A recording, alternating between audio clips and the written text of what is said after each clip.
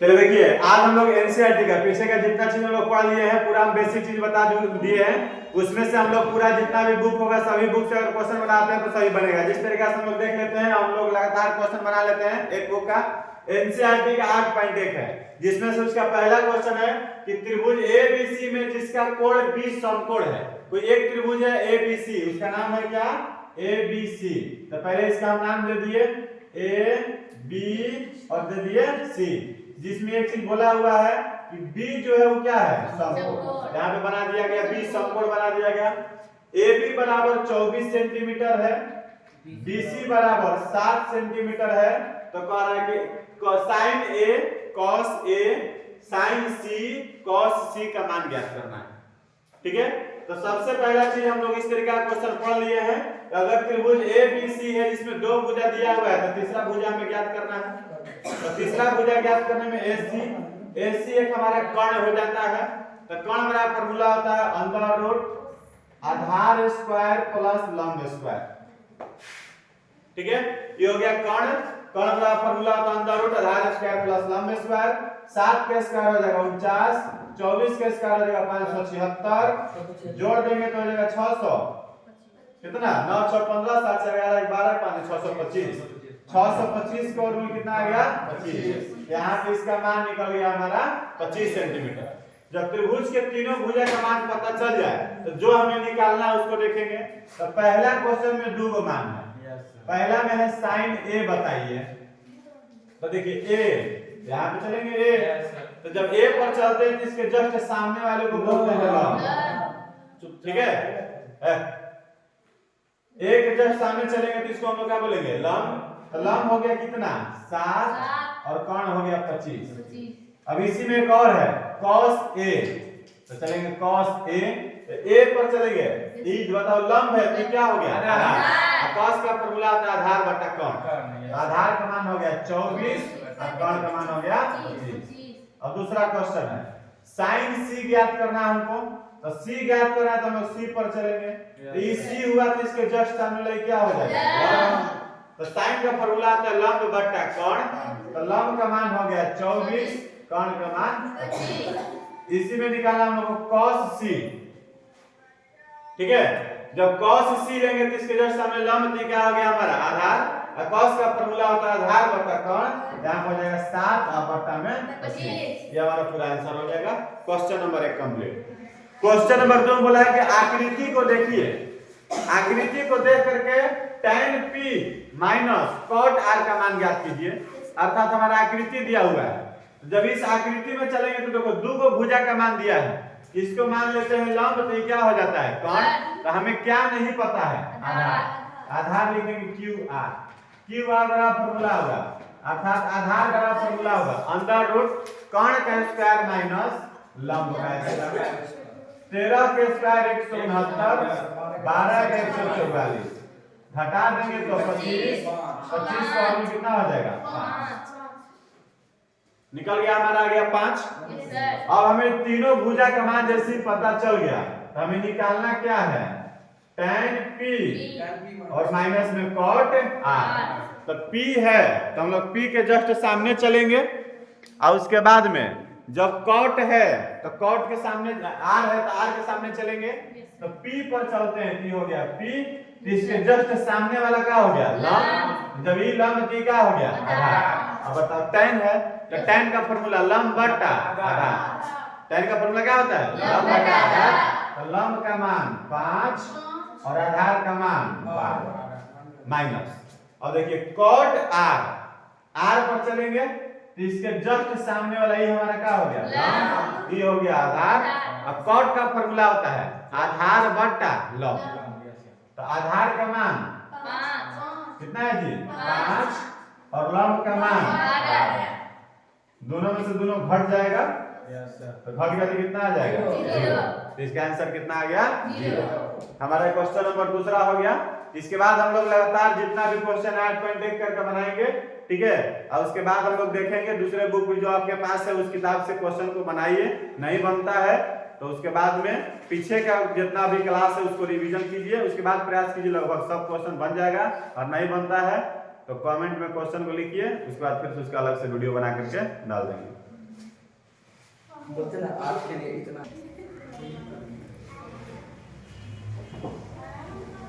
आगे देखते हैं क्वेश्चन नंबर 3। क्वेश्चन नंबर 3 में दिया हुआ है कि sin a बराबर 3/4 है, तो cos a और tan a का मान ज्ञात करें। ठीक है, अब देखो इस क्वेश्चन में हम लोग अगर फिगर नहीं भी बनाते हैं तो इससे कोई दिक्कत नहीं है, क्योंकि जो हमारा sin a बराबर दिया हुआ है हमारा, और कोई त्रिभुज का नाम कोई वगैरह कुछ दिया हुआ नहीं है। तो सबसे पहले बोले थे ऐसा जब क्वेश्चन हो तो लिख देना sin a बराबर है 3/4, तो लिख देंगे sin a बराबर 3/4। sin के सामने sin का फार्मूला आता है लंब बटा में कौन, बराबर हो गया 3/4। ऊपर वाला ऊपर के बराबर होता है, नीचे वाला नीचे के बराबर होता है। यही ना पढ़े हुए हैं? ऊपर वाला ऊपर के बराबर होगा, नीचे वाला नीचे के बराबर होगा, लेकिन कब जब अनुपातिक राशि मानेंगे तब। इसमें लिखना होगा 3 के और इसमें लिखना होगा 4 के। लंब पता चल गया, कर्ण पता चल गया, क्या नहीं पता है? आधार। आधार का फार्मूला होता है अंडर रूट कितना, कर्ण स्क्वायर माइनस में लंब स्क्वायर। तो चर्चा का 3/3 बता देंगे, रूट में 7 हो जाएगा। किसी को दिक्कत नहीं सर? लंब पता चल गया, आधार पता चल गया, कर्ण पता चल गया। अब हमें निकालना इसमें क्या है, तो निकालना है cos a। तो बताओ cos a, तो cos a का फार्मूला होता है आधार बटा में कर्ण, यही होता है। cos a का फार्मूला होगा आधार बटा कर्ण। आधार का मान जो कितना है रूट में 7 और कर्ण का मान कितना है 4, तो रूट में 7 बटा कितना होगा 4। यहाँ पे त्रिकोणमितीय अनुपात यहाँ पर राशि लिखा जाएगा कि अब उसके बाद हमें निकालना है tan a। तो tan a बराबर फार्मूला होता है लंब बटा में आधार। तो लंब का मान हमारा हो गया 3 के और आधार का मान हो गया √7 के। तो यहाँ पे के नहीं भी लिखते हैं तो कोई दिक्कत नहीं है, क्योंकि के और के यहाँ पे क्या हो जाता है, कट जाता है। अब चलते हैं क्वेश्चन नंबर 4। 15 cot a बराबर दिया हुआ है 8, तो cot a बराबर हो जाएगा 8। 15 गुना में तो इधर आके क्या हो जाएगा भाग में, जो गुना में तो उसको हम लोग किसमें भेजते हैं, भाग में। अब cot का फार्मूला होता है आधार बटा लंब। आधार बटा लंब बराबर कितना होगा 8 बटा 15 हो जाएगा। आधार बराबर हमारे यहाँ पे कितना होगा 8 के और लंब बराबर कितना होगा 15 के, हो जाएगा इतना। अब जब आधार पता है लंब पता है तो क्या नहीं पता है, कर्ण बराबर फार्मूला अंदर रूट आधार स्क्वायर प्लस लंब स्क्वायर। 8 8 में 64, 15 15 225, जोड़ देंगे तो हो जाएगा 289। इसमें कितना आ गया 17 के आ गया। जब लंब पता है, आधार पता है, कर्ण पता है, अब जो पूछ रहा है उसको निकालेंगे। तो पहले पूछा है sin a, तो sin a का फार्मूला होता है लंब बटा कर्ण। लंब का मान आ गया 15 और कर्ण का मान आ गया 17। अगला क्वेश्चन है sec a, इसी में एक और मान दिया है sec a। तो sec का फार्मूला होता है कर्ण बटा आधार, कर्ण बटा आधार। तो बताओ कर्ण का मान कितना आया है 17 और आधार का मान कितना है 8, हो जाएगा 17 बटा 8। क्वेश्चन नंबर हम लोग पढ़ लिए 4 तक। चलो इसको छापो, उसके बाद आगे देखते हैं।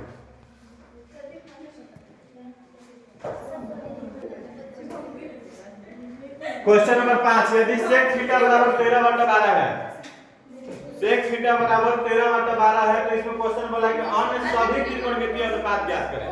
तो सबसे पहले जो क्वेश्चन है उसको लिखेंगे sec थीटा बराबर 13/12 लिख दिया गया।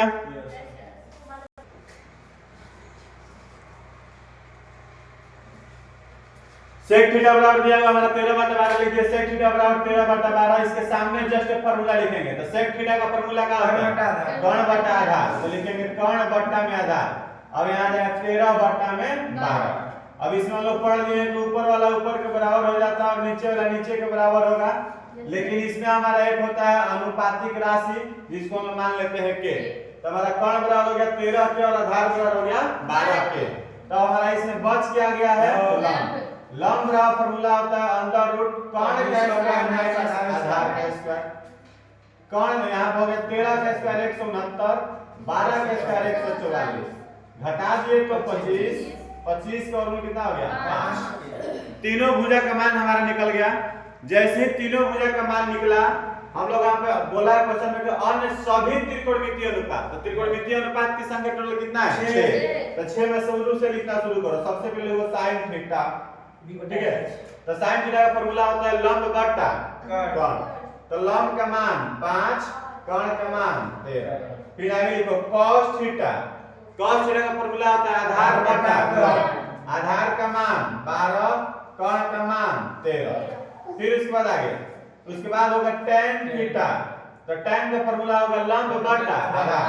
तो लंब का मान 5 और आधार का मान 12। उसके बाद tan के बाद होता है cot। तो cot में हम लोग सीधे जानते हैं कि tan के जो उल्टा होता है उसको बोलते हैं cot। तो tan का उल्टा तो 12 बटा 5 उल्टा कर देंगे। tan के बाद sec, तो sec इसमें देखो दिया हुआ है, तो sec हमको निकालने की जरूरत नहीं है। एक और बच रहा है क्या कोसेक। तो कोसेक का हमारा किसका उल्टा होता है साइन का।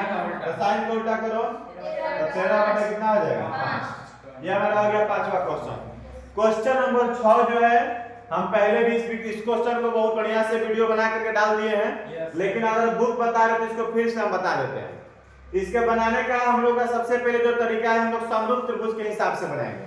क्वेश्चन बोला कि यदि a और b दो न्यून कोण है, जहां cos a बराबर cos b है, तो सिद्ध करना है कि कोण a और कोण b आपस में क्या होगा बराबर। सबसे पहले चीज कोण a और कोण b न्यून कोण है, तो हम लोग दो त्रिभुज आपस में बना लेते हैं। दो हम लोग एक समकोण त्रिभुज बना दिया गया, इसको ले लिया गया a b c, थोड़ा रुक जाना क्योंकि हम लोग इसे नाम नहीं लेंगे ना, क्योंकि एक है a है न्यून कोण में क्या है a, और न्यून कोण में क्या है b। तो इसमें ले लो न्यून कोण में a और यहाँ पे न्यून कोण में क्या ले लो b।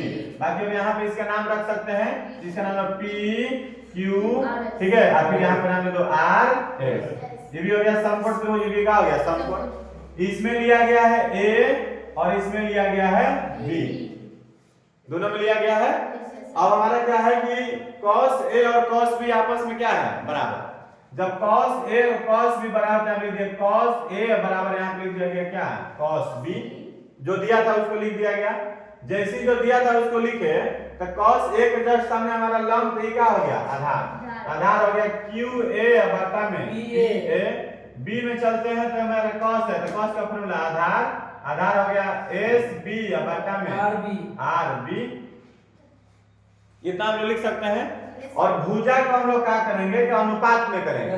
देखो q a इसका हो गया, तो इसके बटा में लिख दो इसको s b, मतलब ये गुना में, तो इधर क्या हो जाएगा भाग में, और ये हमारा भाग में है तो ऊपर है गुना में, अब बटा हो गया r b, इसको बराबर मान लिया जाए।